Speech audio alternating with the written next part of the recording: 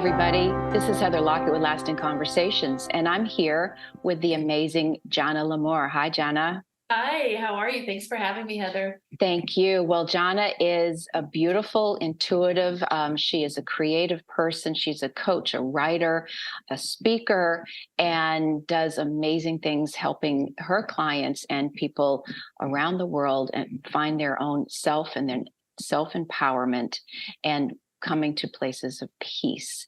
So, Janna, welcome. Thank you. Thank you. So we are fellow, we haven't met in person. We just met online and we got connected by some amazing people. So I think this conversation is really about to really take off mutually for us. And what is happening for all of us in the collective is there's a lot of chaos and stress. And so where we can find the insight where to reach out for some help and where to have fun and where our personal storylines have taken us with our own twisty turnies, and to know that there are so many avenues and so many people that have our back and we are all in this together. So, Janna, tell us a little bit about yourself, and we will get into your last name and your love of lemurs and your Good. nonprofit. Yes. Well, thank you, Heather. A little bit about myself. I grew up in New England till I was 18 years old. And at the time when I was young, I just knew I wanted to help people. Actually, when I was 5, one of the biggest moments I remember is I had this deep yearning desire to uplift humanity. And no one had told me. It wasn't a narrative that I had been taught. And the older I got, my mom started taking me to Christian bookstores. And I had asked if I could borrow money and purchase those little cards. I don't know if you ever have seen the little like business cards that will say, "You are beautiful, you are loved, you are special." And I remember carrying a stack everywhere I went. And whenever I felt called, if I saw someone I knew sad or they lost someone or, something was going on, I would give it to them, or I would leave it on cars sometimes. And I didn't think I was doing anything at all. It just was a part of who I was. It was a need that I had. And, fast forward going through middle school and high school, I loved singing. I was in choir most of my life. I loved to dance and I wanted to act. So I had all these desires to pretty much inspire other people through the use of creativity. My life took a very different turn, actually. I ended up joining the Navy at 18. Wow. I didn't have any options for college. I couldn't afford anything. I didn't have any money growing up in a smaller town in New Hampshire. So I really joined the military because I wanted a bigger life. And I wanted to go to California and expand my horizons. So that took me on a whole nother journey and eventually led me into nursing at 25 and led me down a lot of different paths, essentially, to get where I am today, which is helping women really tap into who they are and have a deeper understanding of self. Well, I love it. These are those twisty turnies, Yeah. and how you go from, especially around that age when you're coming out of high school, college, and everything. It's a rocket launch of life, right? It's an ending.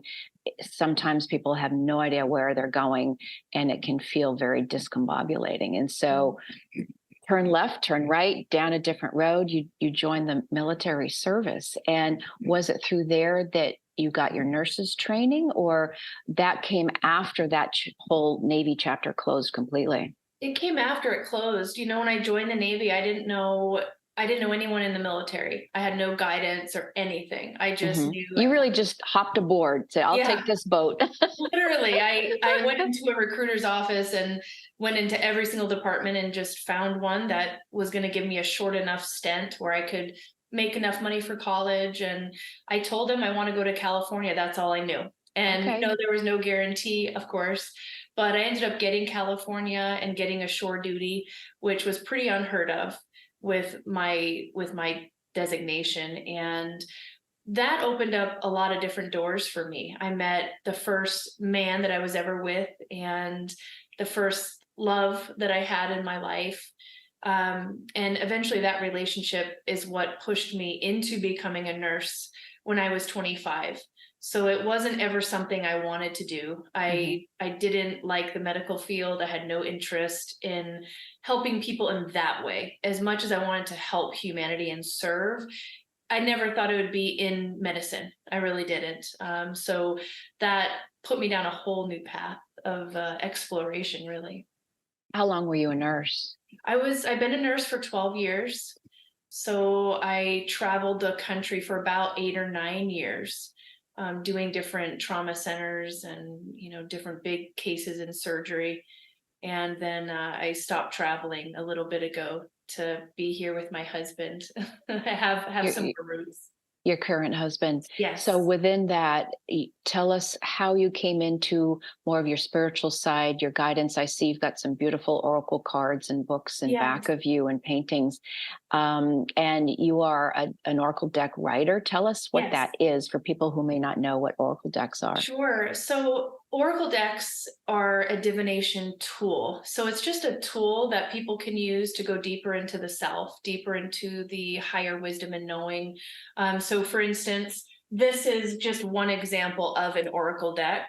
They come in different sizes. So typically a person that will write the deck will not be the same person that does the artwork. Usually Mhm. it's different people. So, And this one is most. called Whispers of the Yep, Ocean. this is Yep. Whispers of the Ocean, Angela Hartfield. So most decks will come with a little booklet. Hmm. And in that booklet, it'll just give you an explanation of what is an oracle deck, how can you use it. You can use it to ask a question or to get more guidance. And then it'll give you each chapter will correlate with each card. So, usually you'll have just cards and then each one will be different. Right. And it's pretty amazing how, I must say, even people who may kind of poo poo that sort of a thing, Mhm. the wisdom comes forward. So the whole just pick a card, and then that is the message that you might want to hear for Right. sure. It's Yes, amazing. it really is. Yeah, for anyone that would poo-poo a card, or maybe they're not open to it, or perhaps they grew up in a religion that looked at oracle cards as sinful or of the devil or anything like that. I've heard so many different things. Hmm. I would just tell anyone that you don't have to use oracle decks if it makes you uncomfortable. You can use music, you can use writing or anything that can help you get the messages that you need to hear, or even talking to a friend. So it comes in whatever way you're open to, Right. essentially. So you have clients, you do speaking engagements. How are you doing, Jana, around the globe? Yeah, so I started speaking in 2019, pre-COVID. So I was Hmm. doing women's events for entrepreneurs.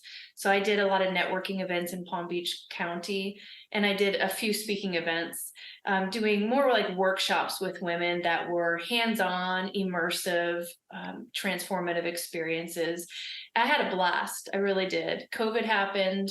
And it was interesting because I actually retreated for a couple of years after Right. that. I I think we all didn't, did. We were yeah, just sort of, we the all earth did. said, go home, go Yeah, within, and rethink your whole life. yes, yes, Yeah. Rethink exactly. everything. Yeah. Absolutely. And I did. I mean, I used that time to really go within and realize that as much love as I had and still have towards entrepreneurs, being one myself, um, it wasn't where my heart was pulling me Hmm. towards that Right. focus group. So I took a few years off and I started writing and I started painting and, really going into my own practice. I got certified in Reiki healing arts, and I started doing oracle card readings for myself, friends, family, clients, and it just took me in a whole different direction in my life and Right. career.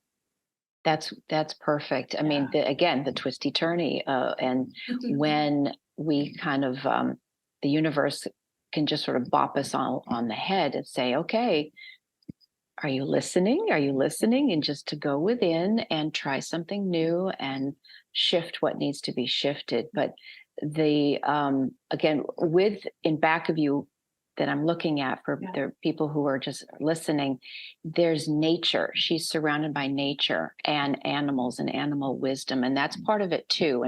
And whether the I call it the 2020s, right? We got bopped in the 2020, and that's about vision, as a matter of fact. What is your vision? What is your vision for yourself and for the world? And so, if we all had to stop and pause for a while and do our collective journeys to see, are we and turn off the noise, right? Remember how quiet it was, Oh yeah. and there were no cars, and it was just quiet, and that was that kind of collective sign to pause and listen to nature and listen to the children who weren't in school, they were in your house, and listen to your hearts.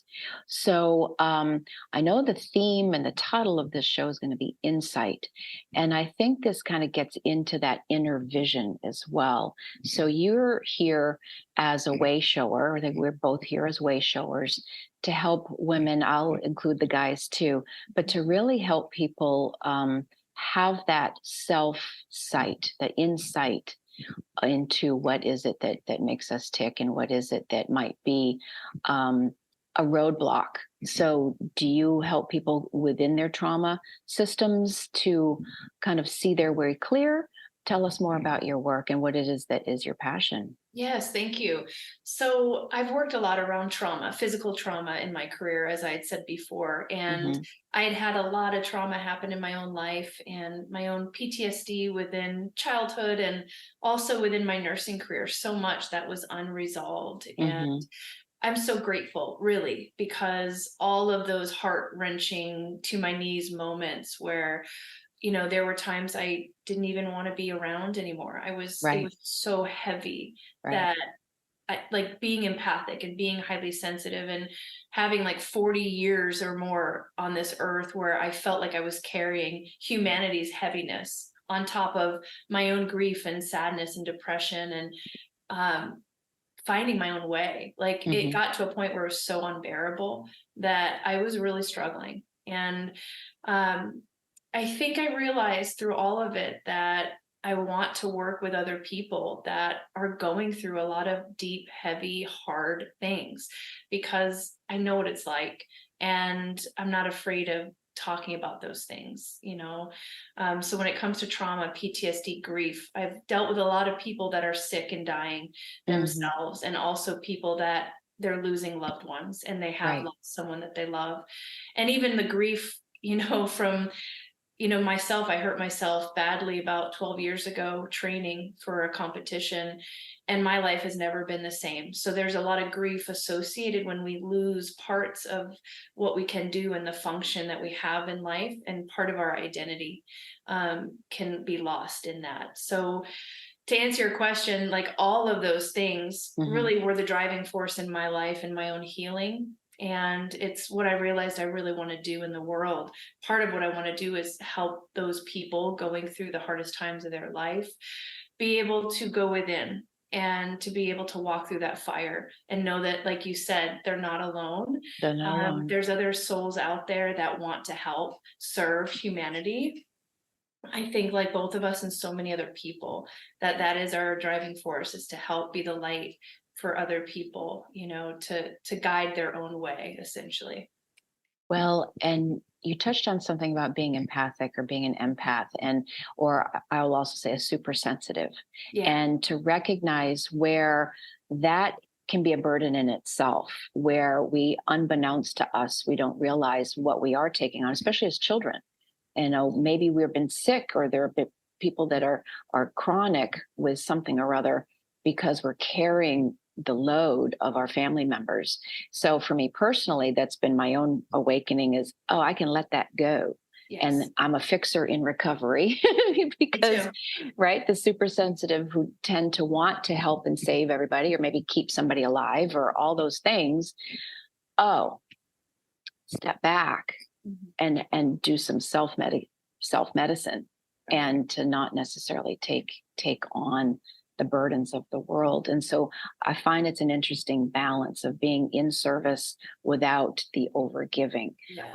How do you navigate all of that That's as a good a question. sensitive yourself? Right. It's not, and it's really until recently, the last 5 years, because I never considered myself, like the terms empathic, highly sensitive, intuitive. Right. I always embodied those things from Right. early childhood, but I never labeled myself as any of that. Right. And it wasn't until I had a lot of my own breakdowns and almost losing my own life from an Right. accident and all the trauma and everything that I realized that all the trying to save and the fix and, the enmeshment with self and others, and really having no energetic boundaries or actual boundaries at all in relationships. And it's been a journey. I'm still on that journey. I think I will be for the rest of my human life. Hmm.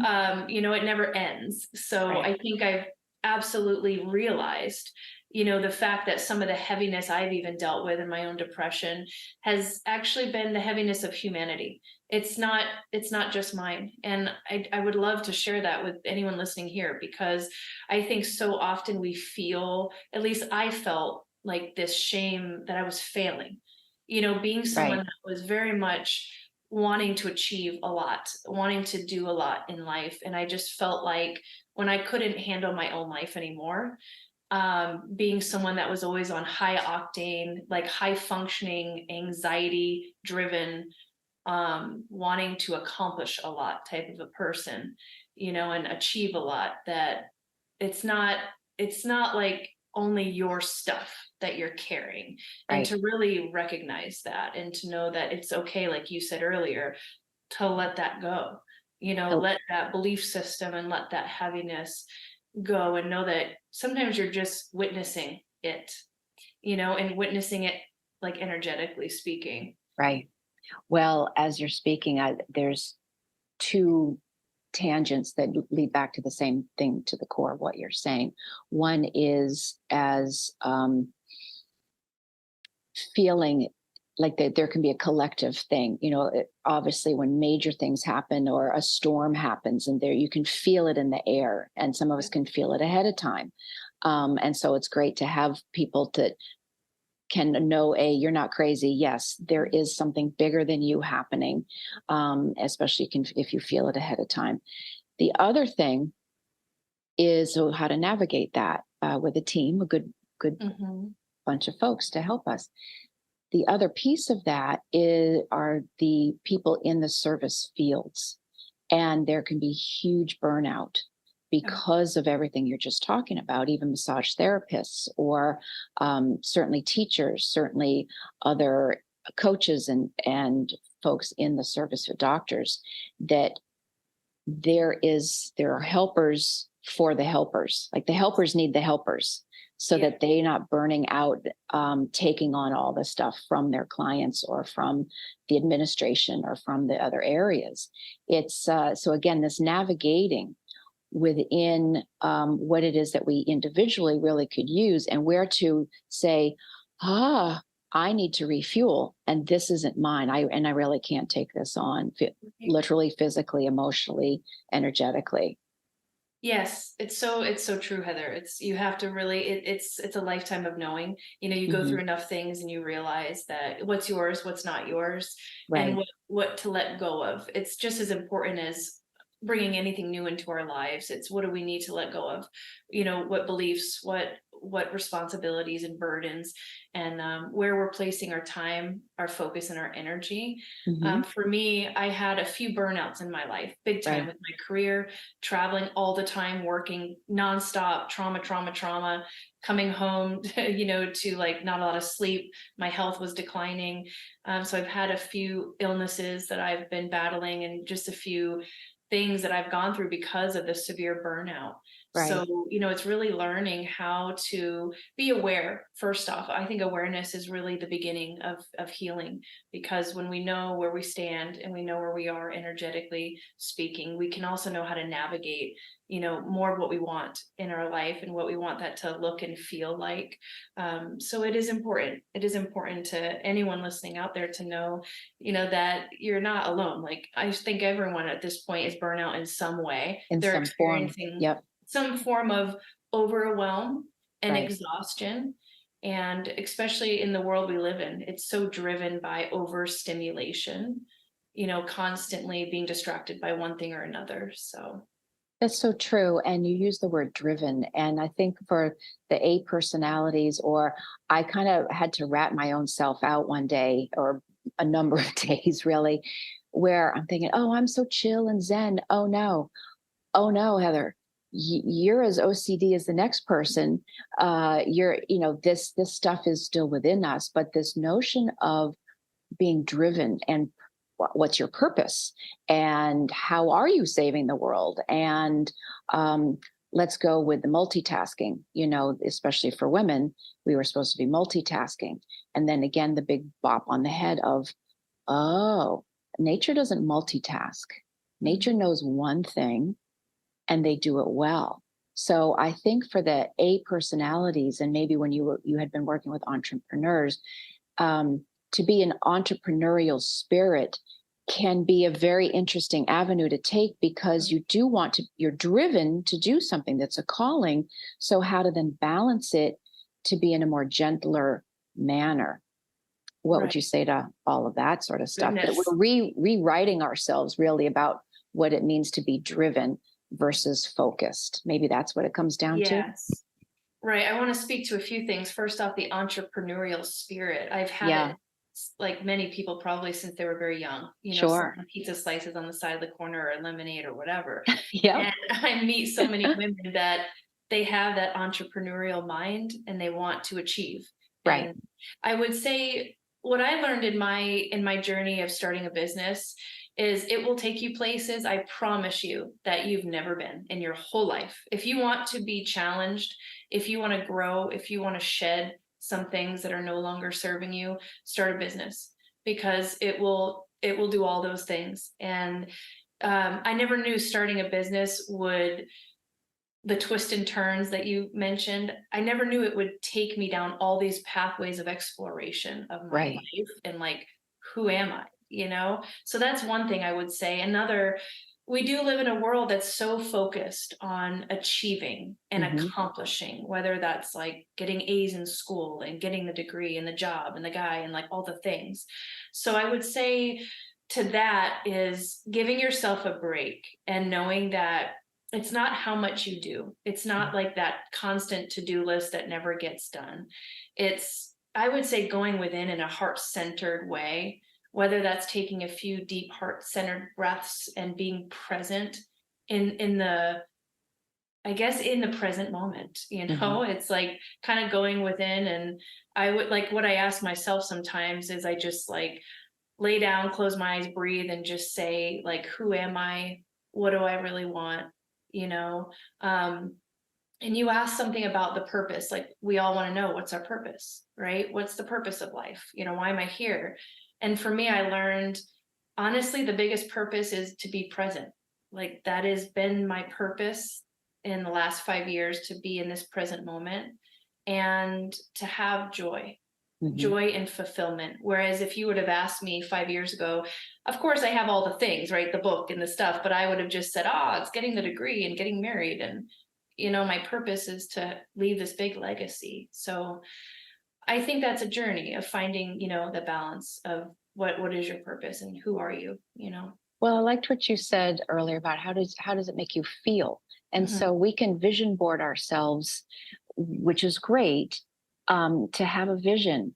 And yet then the other thing that you had said about that becomes its own to-do list that Yeah. perhaps never gets done, right? Because maybe we're not meant to have everything on that list, because then that we need to have room for the next thing that isn't even on our vision board. This whole podcast show was never on my vision board, but it's the best thing I've ever done after raising my kids.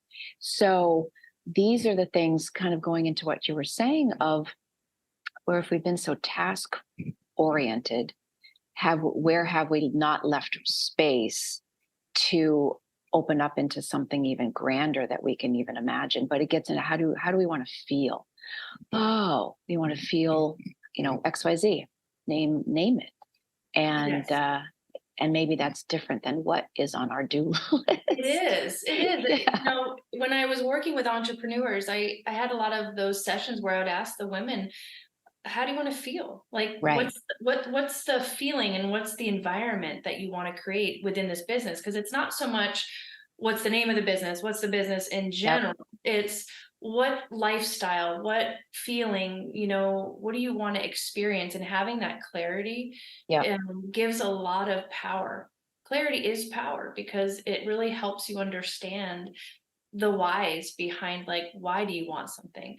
When I first started this and thought I want to be a speaker, that was my goal. I want to write a ton of books that change people's lives, that transform them. And I wanted to speak on stages. And it wasn't even about, I just want to have all this notoriety and I want to be famous. It was more, I had this desperate, I had a fear that I had all these like hopes and dreams when I was a kid, all these desires to help change people's lives. And what happened is, right before I had the accident in 2018, up to that point, I felt like my life, honestly, had no purpose. I felt like all the dreams, all the desires of my heart had not been fulfilled. And I had felt very disenchanted with life and sad. I just felt like, wow, I've just been surviving, like hustling and surviving and not in touch with the life that I really had since a little girl. Right. And that drove me for the last, many years to finish these books and finish the deck. But it was more out of fear. It was out of fear because I thought, I don't want to die and not get this out to the world.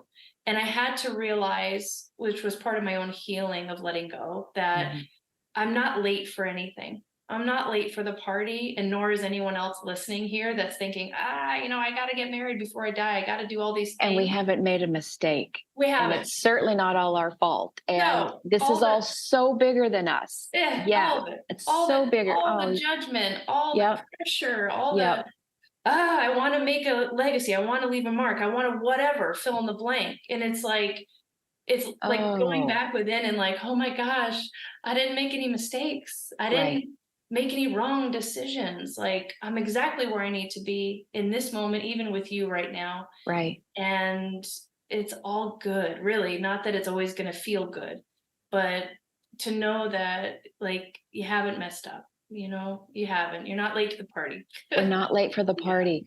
Gosh, you just reminded me out in Acton, Mass. I had this thing about missing the bus, but it wasn't just the one school bus.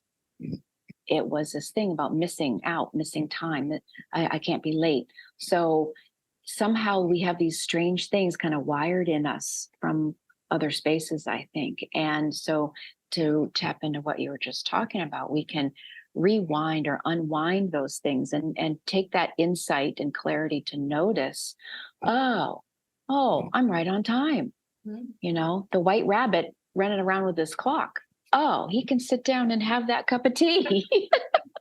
Exactly. And not worry about it.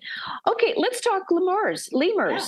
Oh, you have a nonprofit. Tell us about lemurs and how that came to be, because I think it all kind of nests in and ties in with what we're talking about. Yeah, it was interesting. So I think it was back in 2013. A friend of mine had took me to Miami, and there was a lemur experience down there. For anyone who doesn't know, essentially you have a lemur trainer, who sits in a room with a few people, and you have about 5 to 6 lemurs that just jump all over you, and you can feed them. It's just glorious. And at the time, I didn't know what a lemur was, had never seen one in my life. I fell in love that day. I spent about 30 minutes with them, and I went home and just Googled, what is a lemur? Where are they from? And I found out they're endemic to Madagascar, on the outskirts of Africa. And they were highly endangered species from a lot of reasons, just over farming, and a lot of their agriculture is being used for brick farms. And a lot of them are, taken and sold illegally, eaten for their meat. So there's a lot of things that are going on, like deforestation in general. So that one experience opened up a lot of doors for me. And several years later, I had said, one day I'm going to go to Madagascar and I'm going to work with the lemurs somehow. I don't know how. So I took several nursing assignments, and it took me about a year to save up. And I saved up. I found this organization called the Duke Lemur Center in Durham, North Carolina. And it's an organization that houses lemurs. and they're all about conservation and education. It's incredible. So I found out that they had this organization. I reached out to them and I booked a 3-week excursion in Madagascar. So I flew to Africa on my own, and I met about 20 other people from all over the world that were in love with lemurs more than I was, which was pretty astonishing. I thought, They're awfully cute. It's yeah, they're true. awful cute. Yes. Yeah. So yeah, it was amazing. It was a life-changing experience. The people I met were absolutely wonderful. And it's been great. So I go back as often as I can to the Duke Lemur Center, and I try to give them as much support. And I told them one day, years ago, I said, one day I'm going to have my own business, and one day I'm going to put your organization as one of the organizations that I wanted to filter people to give awareness. And he, the owner of the company just smiled and said, okay. So it was nice. So it's nice to be able to give back in a bigger Right. way now. Do you foresee another trip to Madagascar? I don't know. I would love to go to Africa to go to a safari one Yeah. day. That's a bucket list while I'm still alive that I Hmm. want to do. Yeah. Oh, beautiful. So, Janna, what else is on your horizon? I know you say you're kind of an innate storyteller. Yes. And do you have things that you're percolating, working on for the rest of 23 into 24?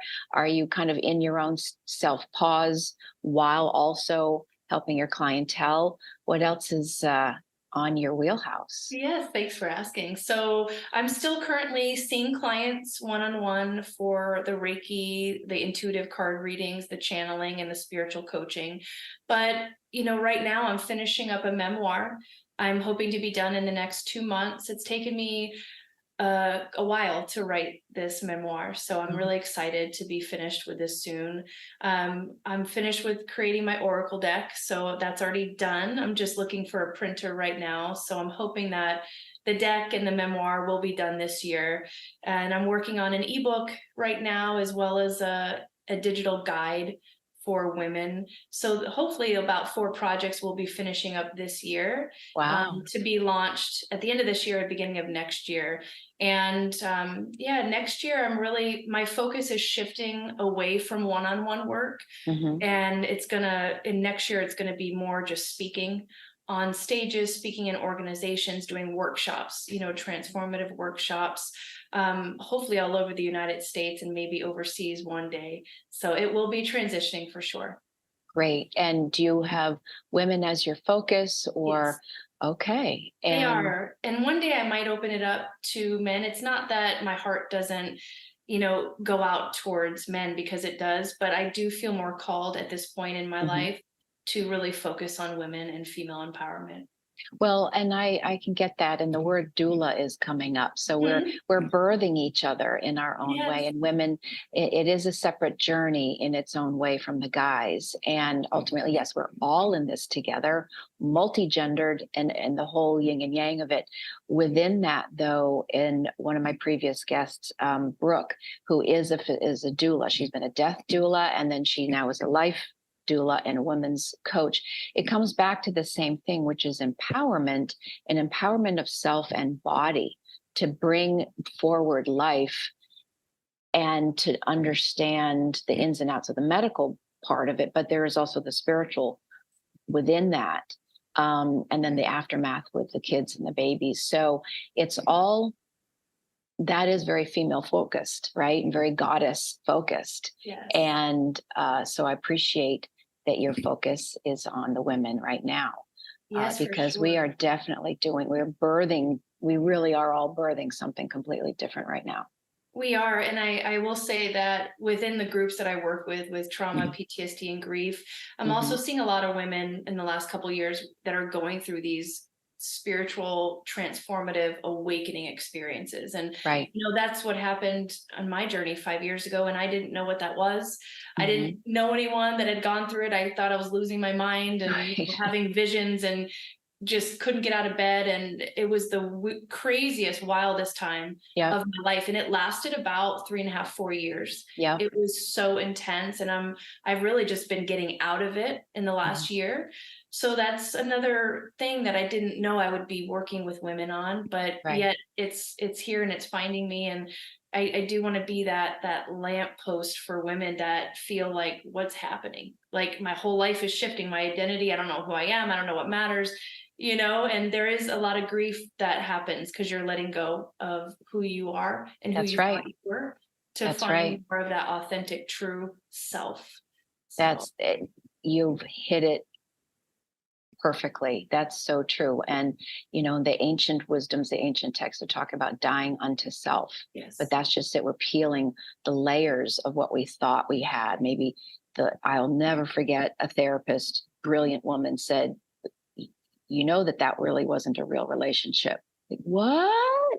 So you grieve what you thought Mhm. it was supposed to look like, and everything that you have just said. And plus the awakening part, where you're literally birthing out a whole nother person, which is you, which is just yourself. You're remembering yourself. Yes. And that gets into the insight and the clarity of, oh, oh, wow. And now, cue Monty Python, and now for something completely different. Yes, it's awesome. It's Right, the twists and turns of life. It's like going with the flow of the life force energy. It's like right. whatever you're being pulled. I know we were sharing earlier, I got into art for about 8 months, just a random thing. And I did it for as long as I wanted to, and then it ended and I let it go. That's Isn't it. that, and that's it. Yeah. Right. We have these seasons, Yeah. and something has to pour out, pour forward. Yes. Um, and yeah, the creative avenues, the music, you mentioned you love music, poetry, whatever. It's all, sometimes people are going to start speaking weird languages or write in funny things. These are the things that are innately part of us. We could get to the starseed part. We'll save that for another show. Yes. And because it's part of us who are really ancient. And if we've been around a billion years, like the star particles that we are, this is why it's kind of a big deal to find our tribe, which might look different than our family, our birth families. So that's a whole nother process too. And within all that is that context of fun. So you're finding the lemurs, or I love the turtles, or going to the beach, or painting, or dancing, and having some silliness, Absolutely. right? Having play. I think, Play. yeah, I was me, like so many other women I knew, was like so hyper focused on Yep. just the task and achieving and work, work, work. And I realized I wasn't playing in my life. Right. So Right. it's like to tell other women that it's okay to just play for no other reason than to just play. Yep. There's nothing to achieve, nothing to accomplish. Just go have fun, go do something that, makes your heart happy, and enjoy this life. It's here to be enjoyed by you, really, and feel fulfilled by you. So, That's it. And I think that's the perfect cherry on the top. yeah. Enjoy this life. This is why we're here. Jimmy Buffett didn't wake up today. I can't say I was the biggest fan, but I was a fan of what he represented. And that he's physically not on the planet is kind of big news. It is. But the music reverberates. And if he was trying to remind us to kick back and have some fun, maybe not escape, we can rephrase that. But the notion of you and I, we got to wake up today. And so go to the beach, go have some fun, go kiss somebody, go do something, because we Yeah. can. And we're here Yes. to really live as humans Yeah, here on this earth. absolutely. Yes. Yeah. Yeah, I love that, Heather. Have fun, enjoy, be playful, be a participant in your life. Yeah. Oh, it's wonderful. So Janna, thank you so much. Where can we find you? Do you have a website or Yes, I do. something like So that? Janna Lemur, it's JannaLemur.com. You're more than welcome to go there. You could book a 20-minute free consultation call with me, or if you want to book a service, there's many there for you to choose from. Wonderful. And it's a beautiful website. I high props to that. Thank you. High props to that. So That was Janna, a 3-year birthing situation, so it's been an evolution, that's for sure. well, cheers to evolution. Yeah. And cheers to you. And cheers to you, everybody. Thank you for listening. Please be sure to like, follow, share, and review this podcast. And if you would like to be a part of the conversation, send emails to podcast@lastingconversations.com and find us on Facebook at Lasting Conversations. This is Lasting Conversations. We get to the heart of everything.